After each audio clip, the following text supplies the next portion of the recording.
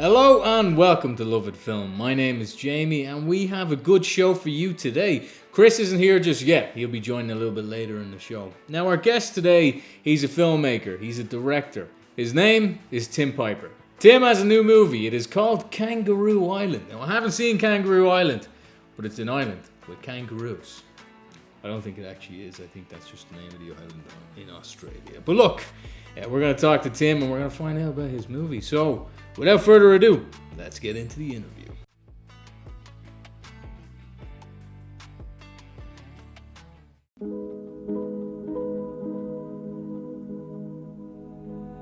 I didn't think you were coming back.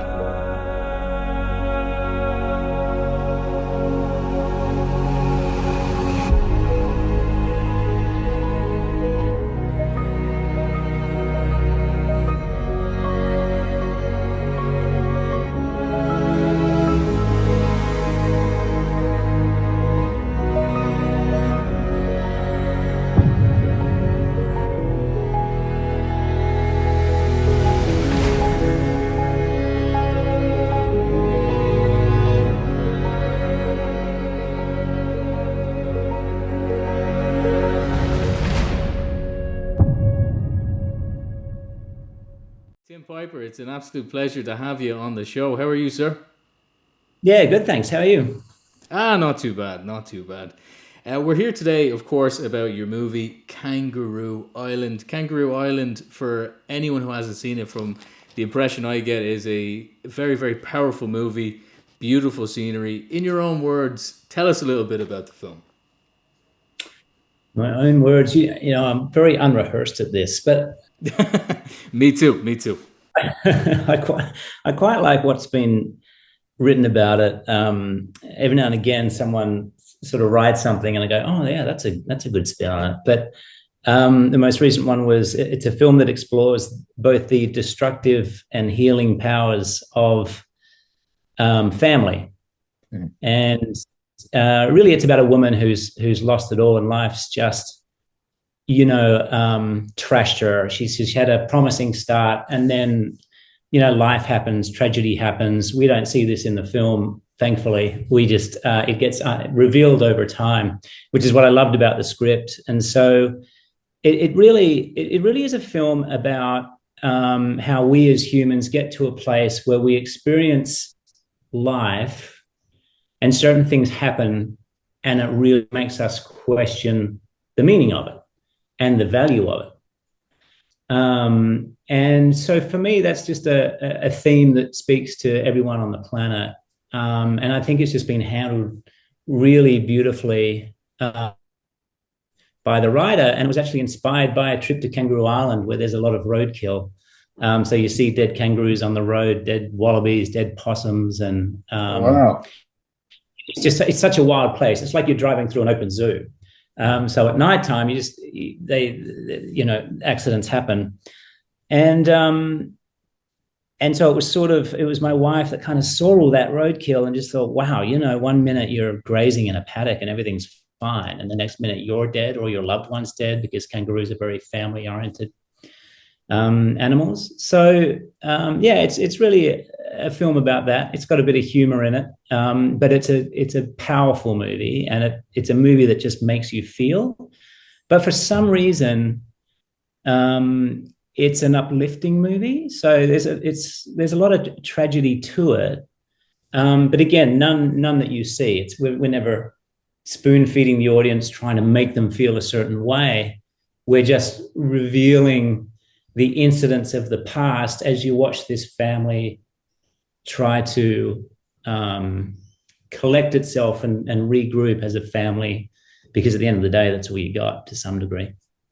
Yeah, of course. And I mean, the reaction as well, I saw in the trailer you sent us, people were saying it was extraordinarily emotional as well. People really seem to have a big reaction emotionally to say this, not just the setting of the island, the visual beauty of the place, but also the characters as well. How did it feel to have that sort of positive reaction to something that you and your wife made?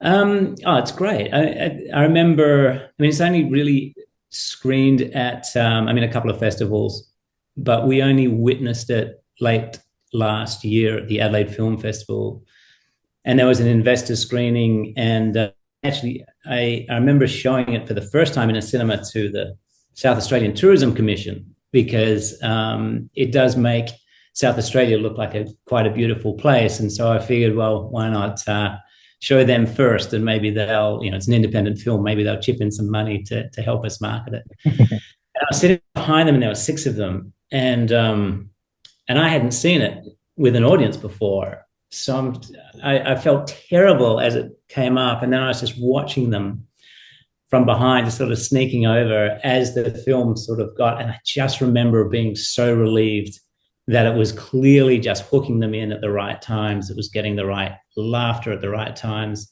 And then that happened again at the investor screening, and then the other screening. So it was really nice to see something pay off, because when you, as you probably know, shooting a small independent film, there are a lot of risks involved when you don't have the money to supposedly do it properly. But I made sure that, we invested our energy and what money we did have into the right sort of places. One was, beautiful lenses and camera and a good cinematographer to capture Kangaroo Island and the acting. All the actors came on board based on the material, and they were all, pretty much the people that we wanted, particularly the lead, Rebecca Bridge. She was my number one pick in the first letter we wrote. And she was living in the States. And so my producer partner just sent her her manager the material, and 3 days later he got back and said, "Let's make a movie. We love this." There was no discussion about money or anything. It was just like, we have to make this movie.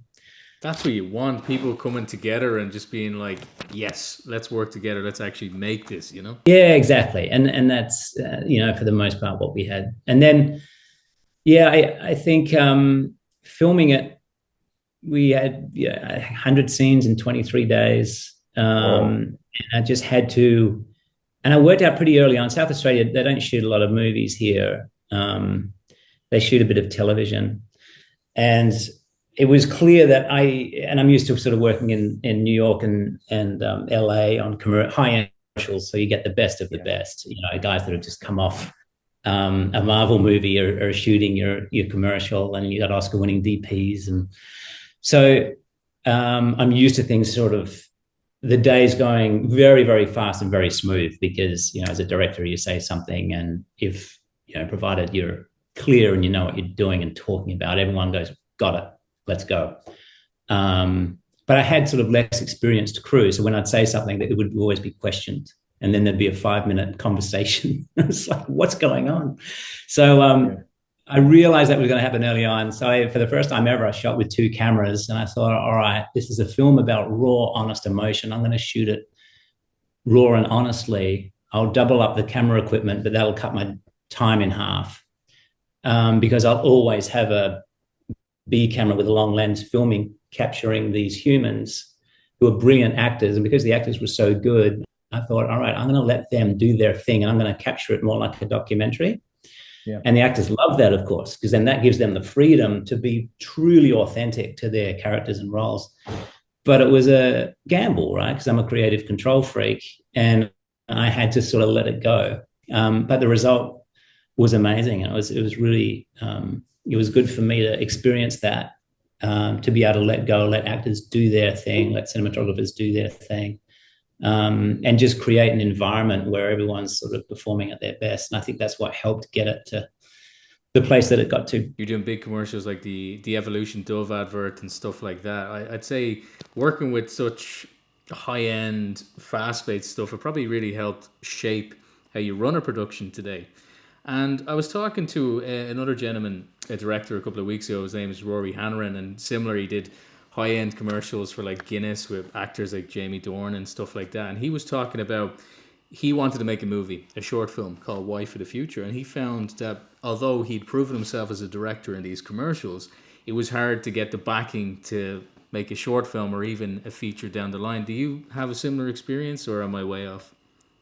No, I think that's right. I had an agent in Los Angeles that sort of pitched me out to the big studios, and they were all saying, "Wow, your reel's great. It's very diverse. We would love you to make a movie with us. And I said, okay, what do you got? And I said, well, can you show us a movie first? And I'm like, oh no, I've just got a bunch of ads and short films that have done very well. Short, but they were commercial short films, branded. And it was just so funny to me that it was, they really had to see an independent film, and they were not the ones that were going to be paying for it. So that they would easily hand me like a $40 million to $100 million movie if my $200,000 movie was any good. And I'm just I don't know, but yeah, it's hard to get that back. But I'm also aware of commercial directors that have had huge success, done big Super Bowl commercials, and then you see their debut film and it's like, oh wow, that didn't work. And they are different languages. So I was aware of that early on. I was very tentative about picking a script to shoot because I knew I could completely screw it up, and I didn't want to just take any. So I read a lot of scripts. I didn't like any until my wife wrote one, and that was the one I loved the most. I went, yes, I know how to shoot this. But I've rambled again, so I forgot my point. But no, it's interesting. It's really interesting, especially you're saying about your wife Sally.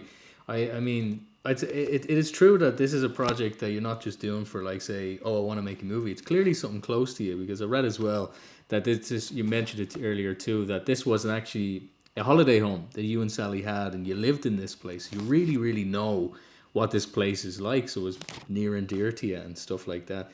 What was the collaboration like with Sally? As in, was it just straight away? It's like, yes, this is the one. Well, there was actually, going back a little bit, there was a film called The Good Family that we had really good actors attached to, and we raised half the money. COVID happened, we couldn't raise the rest of the money. And but my investors, the part that we'd raised, they were people who knew me and knew the success I'd had and loved my branded stuff, and just said, we would back you. Anyway, so and the cinematographer said, why don't you shoot a cheaper film on your home in Kangaroo Island? And that's when we thought, okay. So I started writing something with a couple of writers in the States, and I wasn't quite happy with it after a year. And I knew my wife is a really good writer, but she's more of a mum. She spends more time mumming than writing. And she admits that she's a bit of a lazy writer. So, but I said to her, I said, look, I'm going to keep working on mine. It'll probably be finished in 6 months. And I know I can make a great movie of it, but I haven't got there yet. I don't quite know the tone. I love your writing. Like, why don't you just write something? And if it's better than what I'm working on, we'll shoot that instead. And so 3 months later, she showed me the script, and I was crying at the end of it. And I couldn't work out why I was so emotional, whether it was the film, the material itself, or the fact that it was a movie I wanted to shoot, and it was actually my wife's, which was so relieving and such a nice thing, such a nice gift to get. So that's how it started. And then the collaboration from there was great, actually, because, we had a script doctor from the States who I would recommend to everybody. So Robbie Brenner, who produced Barbie, she went to Mattel, was told, make a Barbie film. She's the one that actually got it all made, brought in all the people. Wow. She's very good friends with my producing partner in the States, Daniel Rosenberg. And he said, do you know anyone who's just really good at reading scripts and giving notes? And she said, oh yeah, you got to use this guy, Austin Conroy. And so we used him. So Sally, the first thing we did, once I loved her script, I said, well, let's get it to Austin, because we need a third party to have a look at it. Everyone should do that. And then his notes came back. The first thing he said was, good news, you have a movie. And he said, I can't tell you how many scripts I read in Hollywood, and it's just not. It's never going to be. It's just not going to be. It's not going to cut. The story's not there. The writing's not there. Sorry. Nice try. You wrote 110 pages, but it ain't going to happen. He said, that's the good news. He said, the bad news is there's a bit of work to do. And he gave 2 pages of notes. But then Sally took those notes, and she didn't want my necessary involvement. We would always discuss things and ideas. And then she took the notes, and then we read that. And I thought, oh, shit, that's good. Seems to have addressed everything. Shipped it back to him, and he got back, straight away and said, wow, I've never actually seen notes so well addressed and so quickly. So it was that kind of thing. My wife's she's just very good. But she's a funny writer. Like she won't bother with explaining like scene headings. She'll get the characters mixed up, so you're reading it completely confused and disoriented. And I'm going, Sally, like this is nighttime. This is the day before. So that's how we collaborate. And then I'd sort of fix that up. And then a lot of my commercial work has a lot of humor in it. Some doesn't, but a lot of it does. And so I always try and find humor and stuff, especially because it was a tragedy. The film was about a tragedy, but ultimately about a family getting together and getting their shit together. And so I would just sort of pitch humor ideas, and then if she loved them, I would put them in. And so we'd do a little bit of writing back and forth, and I would do a pass, and then she would either approve it or not approve it, and then we'd have a little bit of a fight, but she'd eventually win. And then so it was a good collaboration. And it was quite funny though, because we have a couple of kids, and when we would argue, because we're creative, we're quite dark when we argue. Like we can really be abusive, not abusive, but just kind of like, that's crap. That is absolute crap. Like why would and then we'd be. That's the best kind of honesty, though, isn't it? It really is, because you can actually say what you feel without holding back. If you're enjoying this podcast, why not write a review? Reviews really help us get noticed. It helps us, get more interviews and keep doing these things. If you really like it and you want to see more, Patreon. We have a Patreon. The link is in the bio on our Instagram page, and that's where you could leave anything at all. A little bit goes a long way, and of course, we appreciate it. The cast is great as well. Like Rebecca Breeds, plays the main character, Lou. What about Rebecca made you think this is our Lou? Yeah, so her name came up, and I didn't know her name, but it was from our Angela Heesum, our casting agent in Adelaide, put her on a list, and it was a great list. It had Margot Robbie and all these people that you would dream about. And so I was a little bit thinking, well, we could write a letter to Margot Robbie, but let's just forget all that, forget all the marketing, like who feels right. And I just did a little bit of research, and Rebecca Breeds, I had to Google, and the first thing that came up was a show I just watched called Clarice, which was in the States all over, I think it was CBS. So that was the Silence of the Lambs TV show. And she was the lead playing Clarice, Jodie Foster's character in the movie. And I just finished watching it, and I couldn't believe that she was Australian, because she had such a great accent. She was so tough, but so likable, so gentle. So I loved her because, one, she had the acting chops for sure. But the other thing I really liked about her, and the reason why she was my number one choice, is because when we first meet this character on screen, she's pretty narcissistic. She's given up on life. So she's selfish, self-centered. And I didn't want people to be turned off by that. But she was also a budding actress who had some success. So she was going to be quite beautiful. Someone who could see themselves leaving a small country town in Australia and actually becoming, in the end, she was a soap star. The character was a soap star in the States that had a bit of success, but then tragedy happened. Her life went to crap. I picked her because I thought that as soon as you see her, even if she's acting badly, there's a likability to her. And some people just have that essence. And I thought that was important to get people, I think, engaged with this character, because there's some people you can look at and they're a mean person. And you kind of, they look mean. They look like life's been beating them up forever, and no wonder they're jerks.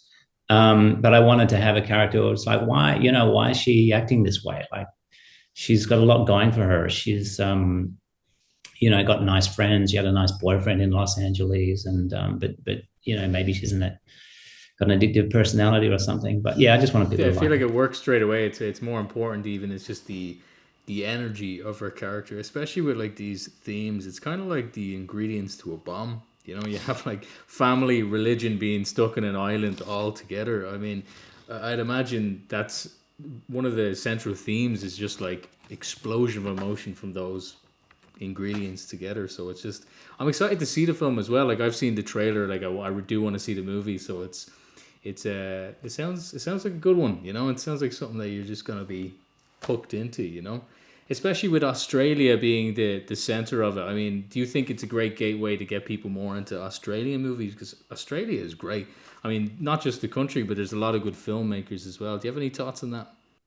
Yeah, I think there are a lot. I think sadly they make their good film and go to Hollywood and get in the system. I'd love to see. My goal is to just stay here and make more. But like you said, I love that you use the analogy of explosions, because for me, the film is like an action movie, but for emotions. So instead of these physical explosions you see everywhere, these emotional explosions are happening, and they trigger at when you don't really expect them to. And then they really do blow up in your heart, and you're like, oh God. And it was too much for a couple of people that watched it. There were a couple of like really gnarly reviews from like 20-year-old Gen Zs or whatever. They're just like, I hated this thing. Like, why did they do this? And it's quite funny to read that, and how you can really, if you push people too far emotionally, it can trigger something. Yeah. But for the majority of people, it was really interesting, and that's why I actually had a camera film, and we haven't released it yet, but I filmed responses of people coming out of the cinema, because after the first couple of screenings with the SA Tourism and the investors, I just noticed the impact of people walking out of the cinema was amazing. So I wanted to capture that on film. And we did, and we just caught these people sort of off guard, because I asked the guy just to get right in people's face and go, what did you think? And I just had tears, and they were sort of smiling, just going, it was beautiful. So it was kind of, that was a nice thing to see. And I don't think you see that very much. So yeah, hopefully it lives up to what you're projecting. And I appreciate your. No, I can tell straight away, like when when people actually put their heart into something, it more likely is going to be good than bad. And I mean, from what you're saying with the reactions, it definitely has affected some people. It's a shame. I'm the exact same, even I do a lot of these interviews, and you're always looking at the one person who said something bad about something. A lot of the time they don't like something because it's nothing to do with what you've actually done. It just reminds them of something that they don't like, So I mean, I'm sure that's a little. It was my advertising agency. My advertising agency found it, because they said, "Do you know this person? They seem to really hate you." And I was like, "No, I don't." But going back to the Australian, film, the one thing I did find a little odd is that this was done sort of outside the typical Australian channels. It was private investment. We didn't go through any, government body to get it made. We didn't follow the rules at all, and it's been a little disappointing to date at the lack of enthusiasm from the Australian establishment in film. So we'll see what happens, but I guess to some degree they're maybe incentivized for it not to do well if this is one that comes from outside the system and does something better. Then I don't know. So it's a tough one. I have a love-hate relationship. I want Australian film to do really well. I want the bodies to do really well, but it's just the establishment for like the general Australia film thing. I get what you mean. It's very similar to here in Ireland. There's very established filmmaking corporations and production companies and casting agencies who really like their push with what they're putting out. But then somebody could come along privately, similar to what you've done. They have something great, but because it's not coming from their circle, it's just sort of pushed, which I don't think is good. Because something like Kangaroo Island, I imagine, do very well for Australian film. So people are liking it, I think so, yeah. I mean, the South Australian Tourism Board have gotten behind it a little bit. Australian tourism are like, what I've noticed is in Australia anyway, it's not so much in the States. In the States, if you present something that's an opportunity, they jump on it. For all American flaws, they are absolutely wild about success. They love it. They want to be a part of it. They want to help it. And I think when you get to a smaller economy, you got people that are holding on to whatever they're doing, and they really want that to be successful. And there's a lot less interest in helping something else be successful. They're the ones that want to be successful. And if you're successful, we ought to put that down, So I guess it's that tall poppy thing, which I think maybe Dublin has as well. But that's just something, we've all got to do it and get through and not get hurt by it. And then because once it's a success, then everyone's going to be cheering you on and talking about how enthusiastic they were at the beginning. And But you know, it's a long journey for any, as you would know, it's a long journey for any independent film. You've still got to get people over the line, and Exactly. if they're not motivated to help you, and you're an independent film, oh, it is hard work. It is, and like I mean, you can have some independent films that they start off really small, even short films they turn into a feature, and lots of people jump in after saying, oh, "I loved that from the beginning." It's like, I've never met you before, you know. So it's I don't know where it's coming from, but I mean, there's a lot of film out there that people are getting the green light for movies without even a third act written. So I love seeing stuff like your film where it's something brand new. You can tell a lot of thought came into it. So I'm excited to see more filmmakers like you.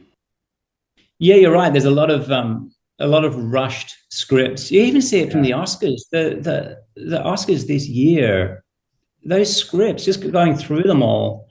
And I've heard this a lot from inside, you know, the American high level community, film community as well. It's like they were just not quite developed or strict enough in making sure these scripts were really ready to be shot.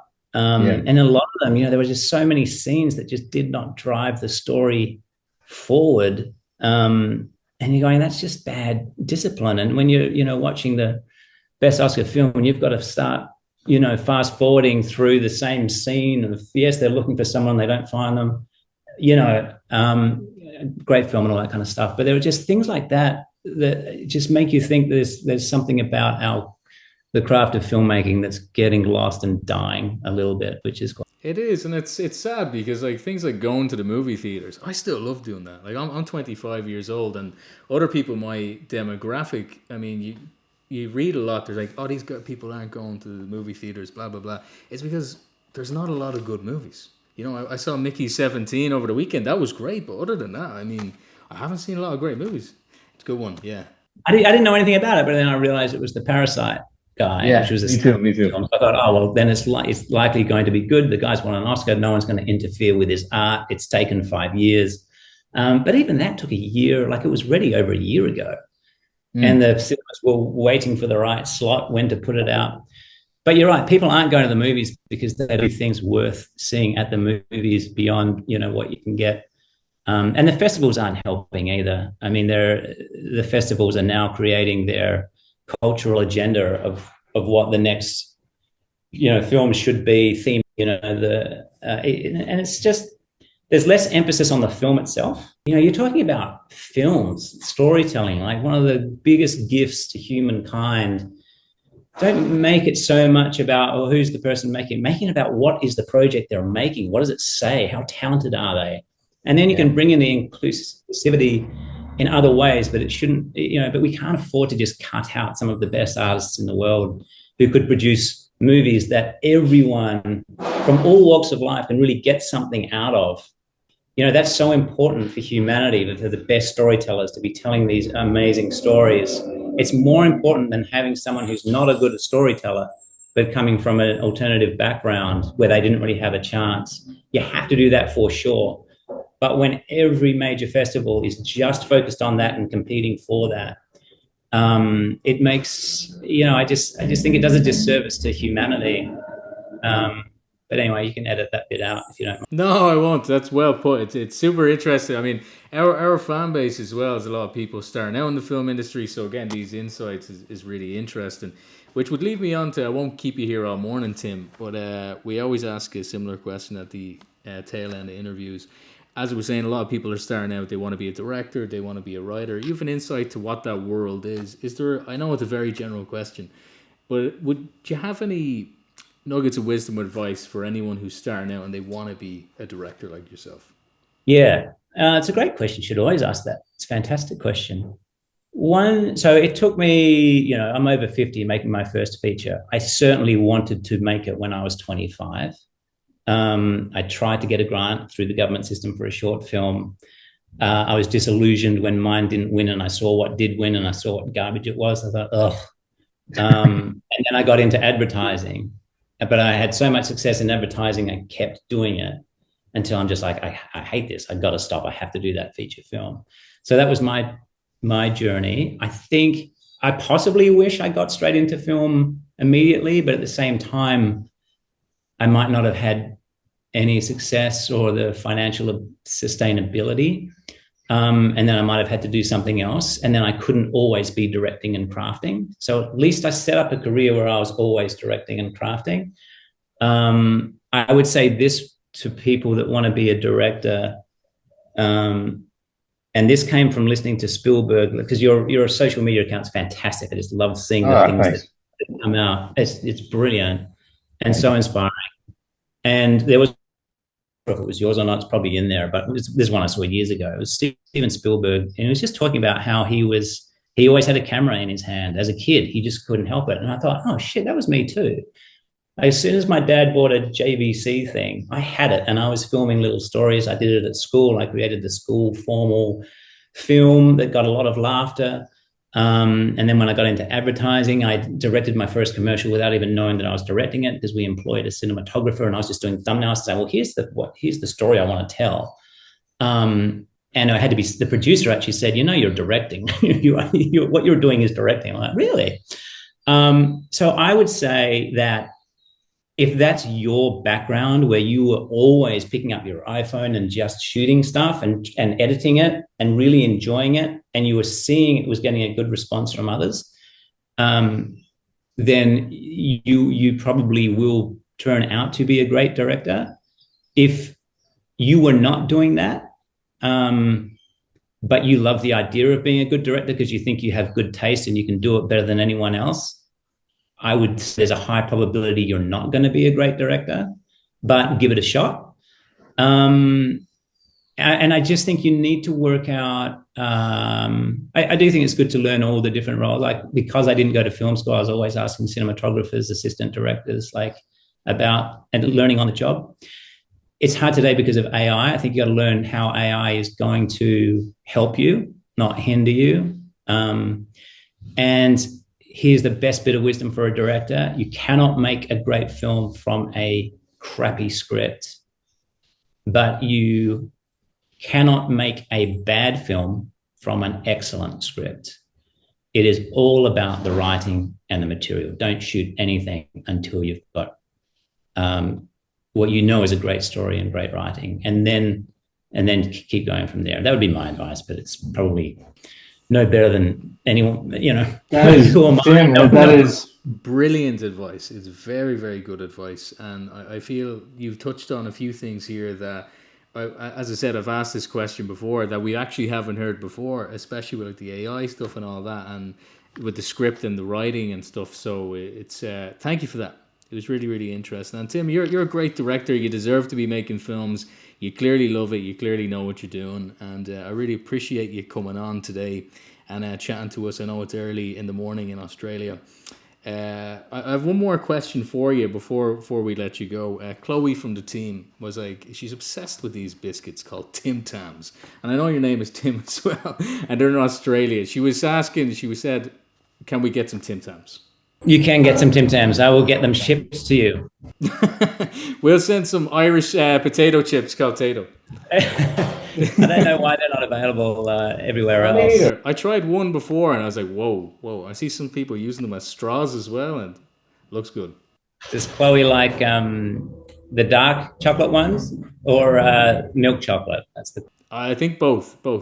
Yeah, both. All right. Let me work on that. Well, anyway, Tim, it's been an absolute pleasure to have you as our guest this week. It's been great talking to you. I feel like I've learned more about film from an outsider, just being a fan of film and stuff like that. It's great hearing all this stuff from you. So thanks again for coming on. No worries. Thank you. It's been fantastic. Really enjoyed it. It's very nice to meet you. And Kangaroo Island, for anyone who hasn't seen it, is a great film. You should watch it. It will make you cry. It will make you laugh, and you'll just have a good time. So, Kangaroo Island. Thanks for your time, Tim. Thank you, mate. Big thanks to Tim Piper for coming on the show. Tim was just a good guy talking about his movie Kangaroo Island, which I cannot wait to see. We have Chris in the house. Chris, how you doing, man? Honestly, man, I just love his passion for this film. He made this film with his wife, and of course we've had one or two couples on the show now. It's always nice to see when there is a power couple making a film together. Yeah, it was super interesting to hear what it's like actually working in the industry, going from like, say, a commercial director onto making a feature. No, like it's crazy how you can go between those two different worlds. You know, it was similar to the likes of, was it Rory that we had the other week? And he done the Jamie Dornan ad, and he's making a short film.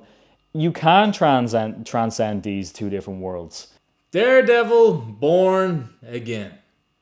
I don't know what to think, man. I'm conflicted. I want it to be the best thing ever, all right? I mean, when it comes to Daredevil, I'm not somebody who watched the show last year.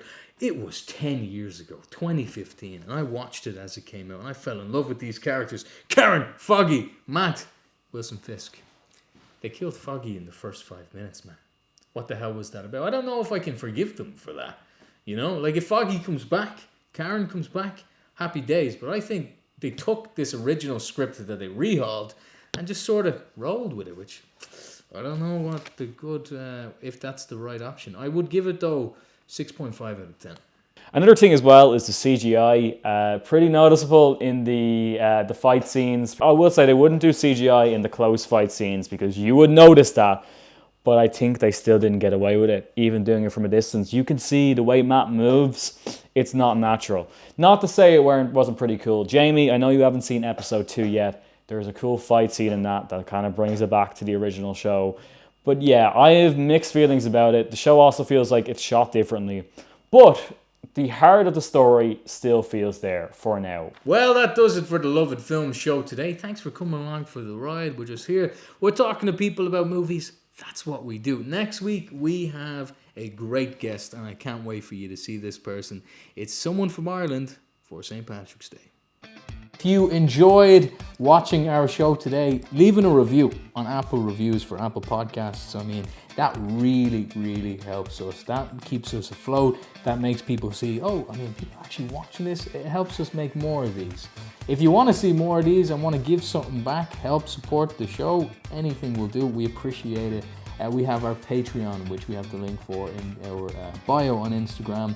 A little goes a long way, so we appreciate it.